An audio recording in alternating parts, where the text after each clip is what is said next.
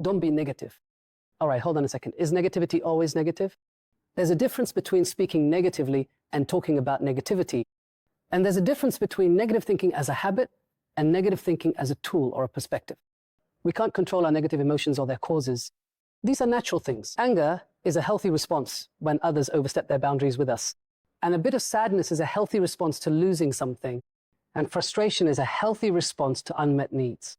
So when we try to suppress these emotions, we end up losing a vital part of our inner balance.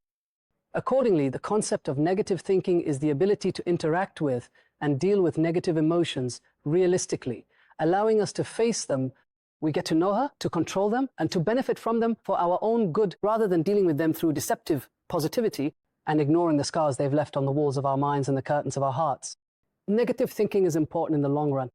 Anticipating obstacles is essential for drawing up plans and alternatives, and not thinking about them leaves us facing successive shocks that paralyze us in front of them. Positive images may be inspiring at first, but they can lead the self to relax as if the work is done and success has been achieved, which causes our energy to seep into a new vessel and the eyes of our thoughts to turn to other scenes.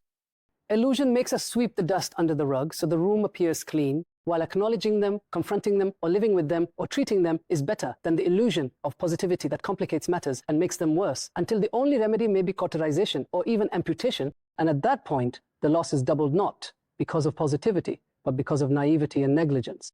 To risk traveling in your car when you know its tires are worn out is not positivity, nor is it positive to leave your son with friends whose behavior seems questionable under the pretext of thinking well of others. And it is not rational to postpone dealing with a crisis under the excuse of waiting for relief and hoping for the best, assuming that time alone will change things by itself. The Prophet, peace be upon him, wore armor as a means of taking precautions. He sought protection for Al-Hasan and Al-Husayn, encouraged supplications, forbade solitude, and warned about unattended fires. All of this is about taking the necessary means.